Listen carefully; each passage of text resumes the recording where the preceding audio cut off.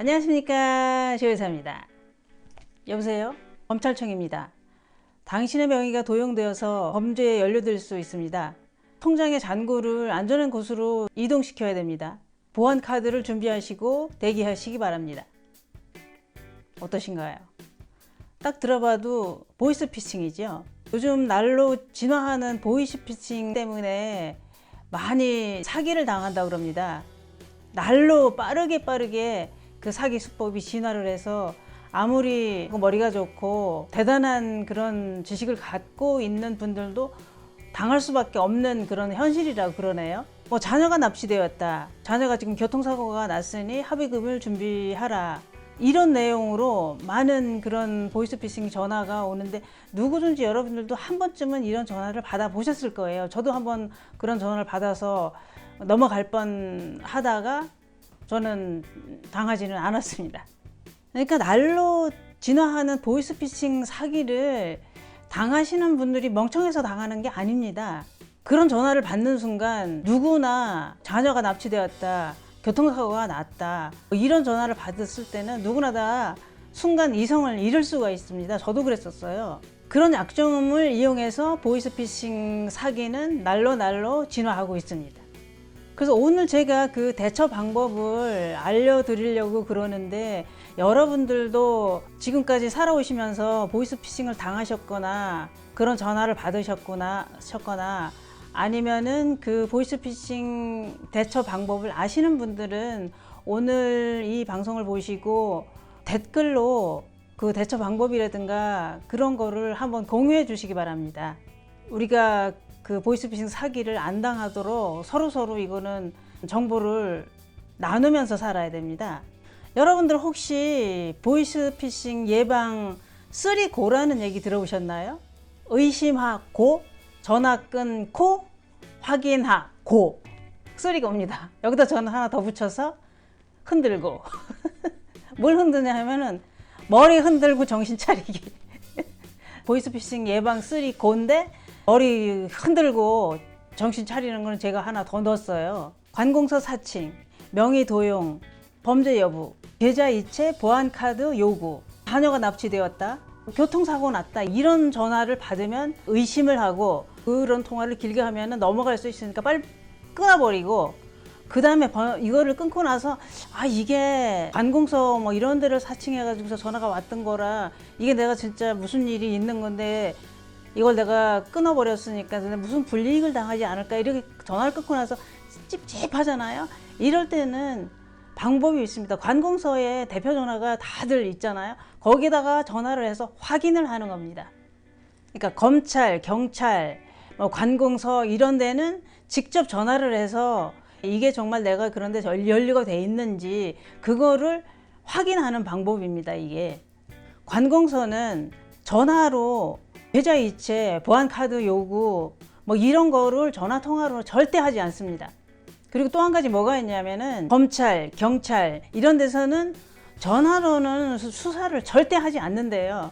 근데 검찰이라든가 경찰이라든가 이렇게 사칭을 하면서 범죄 연루됐다 이러니까 어떻게 하라, 이런 전화가 오면은 그거는 100% 보이스피싱 사기를 치려고 온 전화라고 생각하면 됩니다. 어쨌든 간 명심할 거는 관공서는 전화상으로 수사를 안 하고 전화상으로 계좌이체, 보안카드를 요구하지 않는다는 것만 우리가 요것만 알고 있어도 거기에 말려 들어가지 않을 것 같아요. 또 흔히 많이들 전화 오는 거, 전화 받는 거가 자녀가 납치됐다, 자녀가 교통사고가 났으니까 지금 합의금이 필요하고, 당신 자녀가 지금 납치되었으니까 당신 자녀를 살리고 싶으면, 막 울음소리까지 들려주면서 살리고 싶으면 지금 어디로 돈을 얼마를 보내라 이런 짓거리 많이 하는데, 이럴 때는 어떻게 해야 되냐면은 본인한테 바로 확인을 하는 겁니다. 그 사람 말만 듣고 바로 송금을 하고 그러는 게 아니라 본인한테 내 딸이면 딸, 아들이면 아들, 아니면은 남편이면 남편, 아내면 아내, 이 사람한테 직접 전화 통화를 해서 그런 일이 있는지를 확인을 하는 겁니다. 근데 또 이놈들이 무슨 짓거리를 하냐면은 그 가족들하고 통화를 못하게 요즘에는 또 진화를 해서 한 놈이 따로 그 가족한테 전화를 걸고 있대요. 그러면은 그 사람이 통화중이 걸려서 직접 통화를 못 하잖아요. 이럴 때는 직장 다니는 직장인이라면은 그 회사에 알아볼 수가 있는 거고요. 아니면은 그 지인이나 친구 이런 사람들한테 연락을 해서 그 사람 상황이 지금 어떤지를 알아보는 그런 방법이 있습니다. 또 대출 보이스피싱 사기가 있다 그래요. 이거는 진짜 살기 어려운 사람들이 대출을 받는데 이거를 악용을 해서 이 보이스피싱 이놈들이 하는 짓거리가 지금 대출 싼 이자로 갈아타기를 해주겠다 이렇게 하면서 유도를 해서 중간에서 대출금을 받아서 가로채는 이런 짓거리를 하는데, 이거를 또 예방하는 방법은 뭐가 있냐 하면은 지금 싼 데로 갈아타기를 하려고 하는 중이면 내 거래은행에다가 전화를 해서 내 대출이 승인이 났는지 승인 여부를 알아보는 방법이 있다고 합니다. 그리고 여러분들 가끔 카톡이나 문자로 이상한 문자가 오잖아요. 이럴 때는 절대로 출처가 불분명한 문자는 절대로 누르면 안 된다 그래요. 이거를 누르는 순간에 악성 앱이 깔리면서 내 개인정보가 유출이 돼서 굉장히 위험한 상황이 온다고 그래요. 근데 실수로 이 인터넷 주소를 터치를 했어요. 눌렀어요.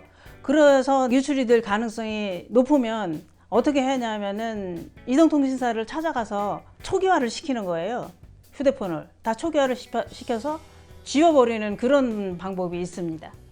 또 우리가 잘 몰라서 이거는 이용을 못하는 그런 서비스가 있는데, 내 개인정보가 유출되어서 범죄에 연루될 가능성이 있으면 뭐 성범죄라든가 그런 거요. 그런 거는 우리가 가까운 주민센터에 가서 내 주민번호를 변경할 수가 있다 그래요. 이거는 모르시는 분들이 되게 많을 것 같아요. 이미 내 주민번호가 유출이 돼서 굉장히 치명타가 되면은 이걸 바꾸면 안전하게 그렇게 살아갈 수 있다고 합니다. 우리가 이런 거를 다 알아도 그 전화를 받는 순간, 아차하는 순간에 그냥 보이스피싱 그 사기꾼들 먹잇감이 됩니다. 우리가 아차하는 순간에 아무리 다 알고 있어도. 그래서 우리가 뭐를 꼭 해놔야 되냐면, 우리 주거래 은행에 이체를 할 때 지연 서비스가 있잖아요. 계좌 이체를 했을 때 바로바로 돈이 빠져나가지 않고 뭐 30분이면 30분 뭐 이런 지연이 돼서 이체가 되는 그런 서비스가 있는데, 그런 서비스에 가입을 하셔서 사고가 있을 때 지연되게 하는 그런 방법이 있고요. 다 아시는 방법, 이거는 지정 이체 서비스. 내 휴대폰이라든가 내 컴이라든가 딱딱 지정을 해서 거기에서만 이체가 될 수 있는 그런 서비스가 있고요. 저도 처음 들었는데 이거 해외 IP 차단이라는 서비스가 있어요. 이거는 해외에서 보이스피싱 사기 단이라든가 그런 사람들이 내 계좌에서 돈을 못 빼가게 차단시키는 해외 IP 차단 서비스. 이거 꼭 해놓을 필요가 있다고 생각합니다, 저는. 그리고 혹시 여러분들 누가 통장을 빌려달라고 그러신 분들이 있으면 절대 통장 같은 거는 빌려주면 안 됩니다. 모르고 통장을 빌려줬으면 그거는 금융거래법 위반이고요. 알고 통장을 빌려줬으면 그거는 사기죄가 성립된답니다. 절대로 통장 명의는 절대로 빌려주면 안 됩니다. 여기서 한 가지 더 말씀드리고 싶은 거는, 비트코인 관련해서 제가 하나 말씀드리고 싶은 거는, 어떤 게 지금 신종 사기가 생기냐 하면은 선불 카드로 비트코인을 구매해서 그거를 사진을 찍어서 보내달라 하는 그런 사기가 있답니다. 그러면 그 사진을 찍어서 보내면 거기에 바코드가 있는데 그 바코드로 현금을 바로 뺄 수 있대요. 그래서 절대로 비트코인 관련해서 사진을 찍어서 보내달라 하는 거는 100% 사기니까 절대로 하시면 안 됩니다. 너무너무 머리 아파요. 제가 하면서도 이런 거를 다 해서 이렇게 종합해가지고 지금 방송을 하는데도, 우리가 이런 사기를 안 당하려면 뭐 이렇게 해야 되는 것도 너무 많고, 날로 발전하는 이런 수법들 때문에 생각하면 생각할수록 머리가 아파요. 진짜 골 아파요, 이 세상이. 요즘 세상이 살기가 힘드니까 사기꾼들은 점점 더 지능적으로 발전을 해서 돈을 발가 처먹으려고 지랄들이고, 우리는 그거를 안 당하려니까 얼마나 또 머리를 쓰고 신경을 써야 되지 않습니까? 이게 우리가 사기라는 거는 크든 작든 뭐라도 당하고 나면 참 기분 아주 진짜 더럽습니다. 아주 액수가 크든 작든.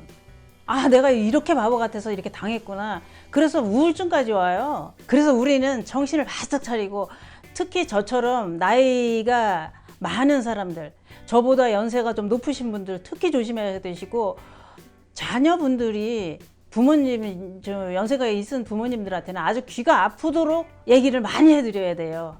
연세가 올라가면 그 판단력이 흐려지고, 그런 얘기를 듣는 순간 멍해지고 당할 수밖에 없어요. 그러는 순간 우리는 가는 거잖아요.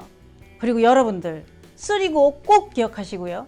의심하고, 전화 끊고, 확인하고, 제가 한 가지 더 추가드리는 거는 흔들고, 머리 흔들고 정신 차리자 이거잖아요. 어쨌든 간 쓰리고 꼭 기억하셔야 됩니다. 여러분들, 우리 1,001장도 그 사기꾼들 아가리에 넣지 맙시다. 정신 똑바로 차리고 삽시다. 감사합니다.